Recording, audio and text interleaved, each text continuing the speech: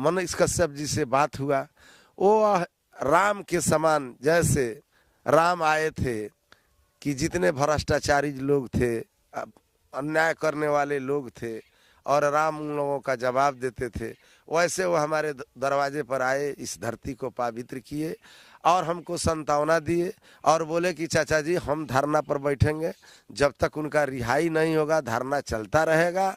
अब ये हमारी बहन है, रोइए मत, हमको चुप कराए, काफ़ी संतावना दिए और हम लोगों को अपने साथ लेकर के मोतिहारी गए और मोतिहारी में धरना पर बैठे और बैठ कर कहे कि जवान होली नहीं अपने घर मनाएगा तो हम लोग भी होली नहीं मनाएंगे। मैं मनीष कश्यप जी का सदा भाई रहूँगा और मैं इंडियन आर्मी की तरफ से भी मनीष कश्यप जी का हार्दिक अभिनंदन करता हूँ कि इन्होंने ऐसा बात बोला हमारे लिए और हमारे धरती पे आके मेरे खिलाफ सारी सच्चाई साबित इकट्ठा किया।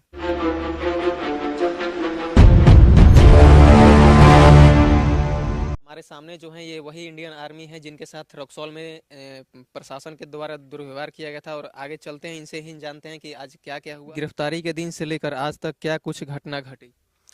बाबू, हमारे बच्ची लोगों का परीक्षा था, मैट्रिक का एग्ज़ाम था।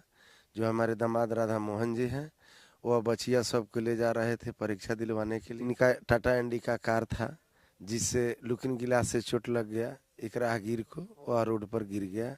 यह लोग आगे बढ़कर के तुरंत उसको उठाए, हम भी पहुँचे। हम लोग कहे कि चाचा जी चलिए आपका इलाज पता ही हम लोग करा देते हैं। बचिया सब भी कहने लगी और ये राधा मोहन जी भी बोले, तो कहे कि ठीक है बाबू, हमको थोड़ा अपने घर फ़ोन कर लेने दीजिए। उसके बाद में वो क्या किए कि अपने घर फ़ोन किए तो उनका घर रोडे के किनारे था, बगल में था। वह लोग घर के लोग 20-25 के संख्या में दौड़ते उड़ते आया, लोग कहा कि बाँह तुर दिया, ये कर दिया, वो कर दिया। रोड पर थोड़ा सा वो लोग बेतमीजी करने लगा। उसके बाद में हम कहे कि बाबू देखिए वहाँ पुलिस खड़ा है, दौड़ कर जाइए उससे कहिए। तो आते इन्हीं को लगे गाली गुप्ता बोलने। वो कहे कि थाना में गाड़ी लेकर चलो।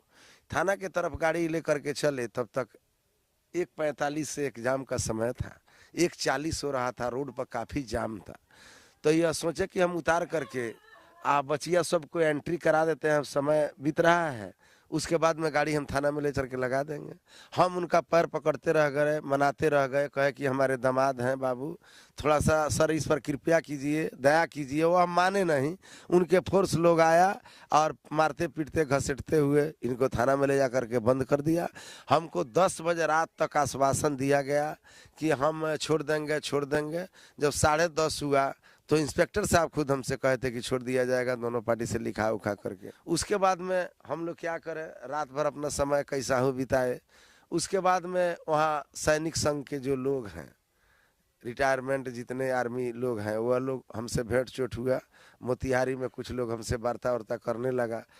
तो वो लोग कहे कि गिरी बाबा आपका दामाद है तो मेरा भी दामाद है, आप एक काम कीजिए, हम लोग धरना पर बैठते हैं, जितने सैनिक संघ लोग हैं, एक आवेदन लिख करके हमारे सैनिक संघ में जो राजा बाजार में आसमार्क है वहाँ दिए। हम अपने वहाँ लोगों को जोड़ने ओड़ने लगे। देखे कि भाई 2 दिन धरना चला, हमको कोई इसमें मिलने वाला नहीं है, ना एसपी साहब से भेंट हुआ, ना डीएम साहब से हुआ। तो हम तलाश करने लगे तो हमारे मनीष कश्यप जी का उसमें बात आया। मनीष कश्यप जी से बात हुआ। वो राम के समान, जैसे राम आए थे कि जितने भ्रष्टाचारी लोग थे, अन्याय करने वाले लोग थे और राम उन लोगों का जवाब देते थे, वैसे वो हमारे दरवाजे पर आए, इस धरती को पवित्र किए और हमको संतावना दिए और बोले कि चाचा जी हम धरना पर बैठेंगे, जब तक उनका रिहाई नहीं होगा धरना चलता रहेगा। अब ये हमारी बहन है, रोइए मत, हमको चुप कराए, काफ़ी संतावना दिए और हम लोगों को अपने साथ लेकर के मोतिहारी गए और मोतिहारी में धरना पर बैठे और बैठ कर कहे कि जवान होली नहीं अपने घर मनाएगा तो हम लोग भी होली नहीं मनाएंगे। जिस दिन से मनीष कश्यप जी गए वहाँ मोतिहारी धरना पर बैठे, उस दिन से विशाल संख्या में लोग आना जाना, अपना बैठना उठना शुरू कर दिया। उन्हीं के कहने पर DB2 में बोले कि कल तक आप लोग कोई इसका रास्ता नहीं बनाते हैं तो हम DB2 पर देंगे और सभी लोग बैठे बैठे अपने इजलास और ऑफिस में सुनेंगे। नहीं तो यह जवान को होली बाहर बीतना चाहिए, हमें वादा करते हैं, कहते हैं। खैर ईश्वर उनके वाणी में काफ़ी शक्ति दिए। जब वो आए दूसरे दिन तो फिर कहे कि हम मौका दे करके गए थे, अभी तक हमारा जवान नहीं निकला, हमारे चाचा जी पागल जैसे भटक रहे हैं, हमारी बहन रो रही है, पानी नहीं पी रही है, उसको जूस पिला रहा था लोग, आर्मी मैन की माँ और उनकी पत्नी और हम पानी तक नहीं पी रहे थे जितने संघ के लोग थे।